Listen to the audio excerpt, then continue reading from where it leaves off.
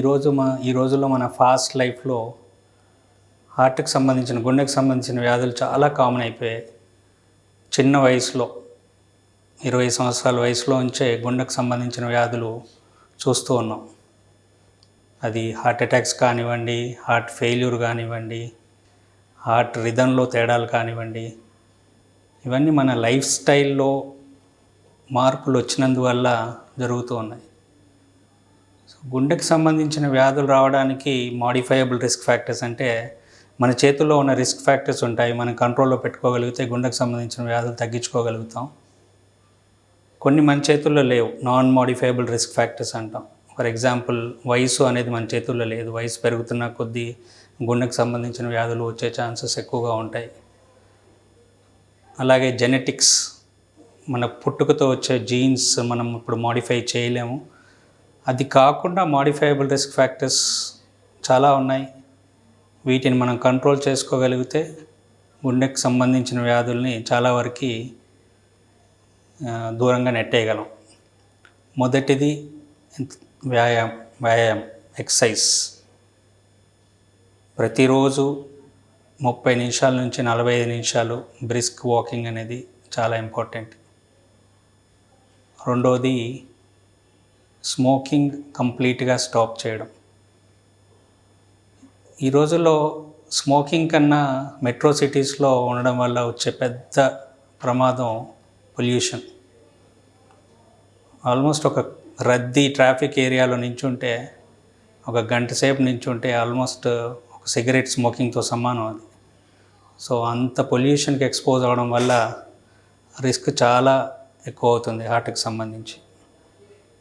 So సాధ్యమైనంత వరకు పొల్యూషన్లో తక్కువసేపు ఉండడం, ఒకవేళ ఉండాల్సి వచ్చిన ఎయిర్ ఫిల్టర్ మాస్కులు పెట్టుకోవడం చాలా ఇంపార్టెంట్. మూడవది సరి అయిన తిండి. ఎక్కువ ప్రోటీన్స్ అంటే ఎక్కువ పప్పు దినుసులు, వెజిటేరియన్స్ అయితే ఎక్కువ పప్పు దినుసులు, నాన్ వెజ్ అయితే fish, eggs along with pulses ఎక్కువ తీసుకోవాలి. కార్బోహైడ్రేట్స్ తగ్గించాలి. కార్బోహైడ్రేట్స్ అంటే serials, rice, wheat, maize, jowar, జొన్నలు. సో ఇవి తగ్గించేసేసి ప్రోటీన్స్ ఎక్కువ తీసుకొని ఫ్యాట్స్ తగ్గించేసేస్తే, అండ్ బ్యాలెన్స్ డైట్, ఎక్కువ fruits consumption and vegetables consumption వల్ల మనకి కావాల్సినంత మినరల్స్, విటమిన్స్ వచ్చేసేసి హార్ట్ డిసీజెస్ వచ్చే ఛాన్సెస్ తక్కువ ఉంటాయి. నెక్స్ట్, ఈ ఎక్కువగా వైట్ కాలర్ జాబ్స్ వచ్చిన తర్వాత ఎక్కువసేపు కూర్చోవడం వల్ల కూడా రిస్క్ ఎక్కువ అవుతుంది. సో ఒకవేళ మీరు ఆఫీస్లో 8 నుంచి 10 గంటలు కూర్చోవాల్సి వస్తే, అట్లీస్ట్ ప్రతి గంటకి 2 గంటలకి ఒకసారి లేచి ఒక 10 మినిట్స్ కొద్దిసేపు అటు ఇటు తిరగడం చాలా ఇంపార్టెంట్.